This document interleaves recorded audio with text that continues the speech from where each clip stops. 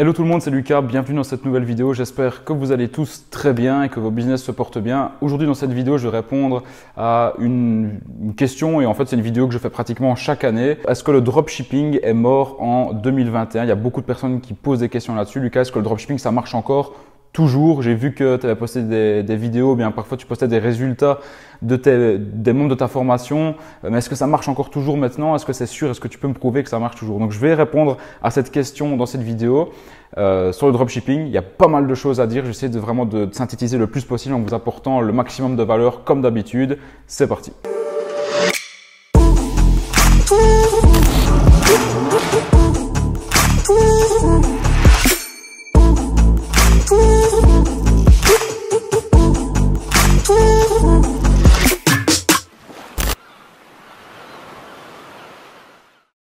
Donc comme je vous disais, le dropshipping marche encore toujours. D'ailleurs, c'est pas pour rien qu'il y a des gens qui publient tous les jours le résultat dans ma formation e-com Empire, des résultats que je vais vous faire apparaître juste maintenant à l'écran. Si ça ne marchait plus, ben, je recevrais tout simplement plus de résultats comme ça, de personnes qui témoigneraient de leur parcours dans le dropshipping, des résultats qu'ils ont, etc.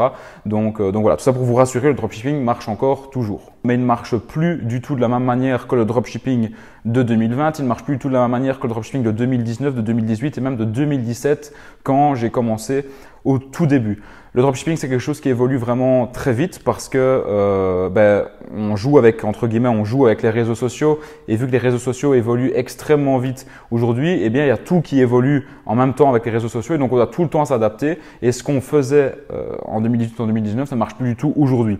Déjà, comme je vous l'ai dit, parce que les réseaux sociaux évoluent, mais aussi parce qu'il y a de plus en plus de concurrence, de plus en plus de personnes qui connaissent le dropshipping, donc il faut savoir s'adapter en fonction de ça. Aujourd'hui, il faut être réaliste. Le dropshipping, c'est de plus en plus connu. D'un côté, parce qu'il y a des gens qui se lancent dans le dropshipping et qui connaissent le dropshipping parce qu'ils cherchent un moyen pour gagner de l'argent. Donc, ils marquent comment gagner de l'argent en ligne. Ils vont tomber sur des vidéos de personnes qui présentent le dropshipping, comme par exemple mes vidéos à moi. Et d'un autre côté, il y a aussi les personnes de l'autre côté du mur, je vais dire, qui sont plus en tant que consommateurs, qui savent aussi de plus en plus ce que c'est le dropshipping parce qu'il y a eu plein d'influenceurs qui ont fait des placements de produits foireux, qui ont parlé de marques qui étaient foireuses et en fait après il y a eu plein d'influenceurs qui ont dénoncé le dropshipping, des youtubeurs, etc. Donc bref, tout ça fait que aujourd'hui, en tout cas en France, en Belgique et en Suisse, il y a beaucoup plus de personnes qui savent ce que c'est le dropshipping aujourd'hui qu'il y a 4 ou 5 ans en arrière où il y avait pratiquement personne qui savait ce que c'était. Donc aujourd'hui, il y a encore moyen de faire de l'argent, mais il faut vraiment se focaliser sur un seul mot, c'est la différenciation, donc se différencier pour que votre business de dropshipping fonctionne encore toujours. Donc c'est ce qu'on va voir dans cette vidéo. Dans cette vidéo, je vais vraiment appuyer sur trois piliers essentiels de différenciation sur lesquels vous devez absolument mettre tout en œuvre pour être différent des autres. Et si vous appliquez vraiment ces trois piliers-là, le dropshipping peut encore toujours marcher en 2021. Alors le premier pilier sur lequel je veux vraiment insister, c'est au niveau des marchés inexploités. Aujourd'hui, si vous commencez le dropshipping, que vous voulez commencer à faire de l'argent avec le dropshipping, si vous n'avez pas, je vais être très franc là-dessus, mais si vous n'avez pas 50 000 € de budget à venir mettre au minimum dans des influenceurs en France, Belgique, ne vous lancez pas sur le marché français tout simplement. Vous pouvez faire de l'argent, mais ça va être beaucoup plus compliqué qu'il y a 2-3 ans en arrière. Donc si vous voulez faire de l'argent rapide, générer du cash flow rapidement avec vos boutiques de dropshipping, allez sur des marchés inexploités. Et dans les marchés inexploités qui franchement ont pas mal de potentiel et sur lesquels on a fait aussi pas mal de chiffres, eh bien il y a ceux-ci qui en font partie. Premier marché sur lequel je vous conseille d'aller et de regarder ce qui se passe un peu là-bas, c'est le Moyen-Orient. Donc tous les pays comme les Émirats par exemple, la Turquie, etc. Vraiment, allez voir tous les pays là-bas. Ce sont des pays où il y a des moyens de paiement en ligne où des moyens de paiement en ligne sont de plus en plus développés et sont similaires aux moyens de paiement en ligne européens. Vous avez également un autre pays qui est la Russie.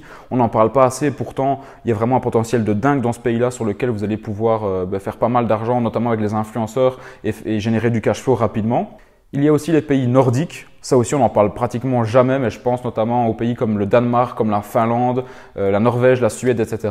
C'est des pays où les gens ont du pouvoir d'achat. Alors certes, ils sont pas nombreux, mais il y a vraiment moyen de prendre vraiment des grosses parts de marché sur certaines niches là-bas, parce que il y a très peu de concurrence aussi. Donc il y a peut-être moins de personnes qui vivent là-bas, mais il y a beaucoup moins de concurrence aussi qu'en France. Donc il y a vraiment moyen d'aller faire sa place sur ces pays-là.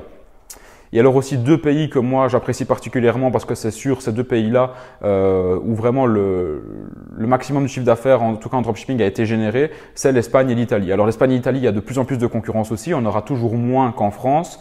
Ça commence aussi à être de plus en plus démocratisé le dropshipping là-bas, mais il y a vraiment encore moyen de faire des gros coups et des beaucoup plus gros coups qu'en France pour générer du cash flow rapidement. Donc voilà pour ce premier point, vraiment ce sont les marchés inexploités et en partant sur des marchés inexploités comme ça, faites bien attention à deux choses. La première chose, c'est de traduire votre site dans la langue du marché dans lequel vous allez. Donc si par exemple vous allez sur le marché turc, vous devez avoir votre site qui est traduit en turc, vous ne devez pas mettre la langue française ni la langue anglaise. Il faut tout le temps que ce soit traduit en turc. Et si vous allez vendre dans un pays où les gens payent en dirham, il faut par exemple que votre site soit en dirham. Et de la même manière, par exemple, si vous êtes dans d'autres pays où il y a des autres devises, eh bien, vous devez toujours adapter la devise au pays et la langue au pays aussi pour maximiser vos taux de conversion et vos chances de vendre. Ensuite, le deuxième point, le deuxième pilier vraiment sur lequel je voulais insister pour que le dropshipping marche toujours en 2021 pour vous, c'est vraiment de mettre un point d'honneur sur le dropshipping 2.0. Alors ça, je vais en faire des vidéos. Dans le dropshipping 2.0, il y a plein de trucs qui sont regroupés, notamment un agent, donc un agent qui vous permet de brander vos produits, de brander vos packaging, de livrer beaucoup plus rapidement. Mais il n'y a pas que ça. Ça, c'est vraiment une toute petite partie de l'iceberg. Mais en plus de travailler avec un agent pour être professionnel dès le début, il faut se professionnaliser vraiment à tout point de vue. Par exemple, sur votre site web, arrêtez de faire des sites par vous-même de A à Z où finalement vous allez avoir un bon site professionnel, mais sans plus. Passez directement par des graphistes que vous allez payer par exemple sur Fiverr, sur 5euros.com, sur Upwork qui vont vous faire des super belles bannières. Commandez les produits chez vous et payez un photographe pour qu'il prenne en photo vos produits, pour avoir vos propres photos sur vos propres mannequins, dans vos propres décors et pour que tout ça finalement crée le branding de votre marque et que ce ne soit pas des produits, des photos qui viennent d'AliExpress, ensuite des photos qui viennent de Shutterstock et finalement faire comme tout le monde fait. Donc quand je parle du dropshipping 2.0, ça veut vraiment dire de professionnaliser vraiment le truc jusqu'au bout et vraiment sur chaque détail. Donc le site, vous prenez des graphistes, vous prenez même des développeurs pour changer quelques petites choses. Les produits, vous prenez des photographes et des mannequins pour mettre en évidence vos produits, toujours en lien avec le branding de votre marque. Et ensuite, également par rapport à la logistique, vous passez par des agents. Et alors également par rapport à l'univers global et par rapport surtout au marketing, pour vraiment appuyer là-dessus, quand vous faites des promotions avec des influenceurs, eh bien ne demandez pas seulement à l'influenceur de retenir un script et de le répéter, mais venez vraiment rajouter des choses que les autres ne font pas ou en tout cas ne font que très rarement. Par exemple, faites faire des vidéos par des monteurs vidéo de 15 secondes à la verticale où on voit vos produits apparaître, où on voit par exemple une vidéo d'un mannequin qui porte votre produit et alors où à la fin il y a un récapitulatif de la promotion. Par exemple, si vous faites un moins 50% avec un influenceur ou bien un moins 20% avec son code promo, à la fin il faut qu'il y ait vraiment une vidéo qui vient récapituler la promotion, même carrément avec la tête de l'influenceur et son code promo qui est de nouveau marqué. Donc je ne sais pas si vous voyez vraiment ce que je veux dire, mais c'est super important qu'à la fin d'une promotion, il y a vraiment votre univers graphique qui soit de nouveau là. Donc ça, ce sont des vidéos que vous allez donner à l'influenceur pour qu'il les publie. Mais en fait, le fait de faire tout ça, de passer vraiment au dropshipping 2.0 sur tous les points possibles et imaginables, donc que ce soit par rapport au site, au marketing, à la logistique, etc. Le fait d'être vraiment beaucoup plus pro. Sur le court terme, vous allez gagner moins d'argent parce que vous allez devoir en dépenser plus pour vous professionnaliser. Mais sur le long terme, croyez-moi, vous allez vraiment être gagnant parce que vous aurez vraiment professionnalisé le truc jusqu'au bout. Et les gens vont faire beaucoup plus confiance à une marque qui est pro de A à Z qu'à une marque qui est pro seulement sur une chose qui est le marketing. Parce qu'aujourd'hui, on a bien vu que ce qui vend, c'est le marketing. Il y a des gens qui en ont abusé, des gens qui n'avaient pas d'éthique, qui ont arnaqué, etc.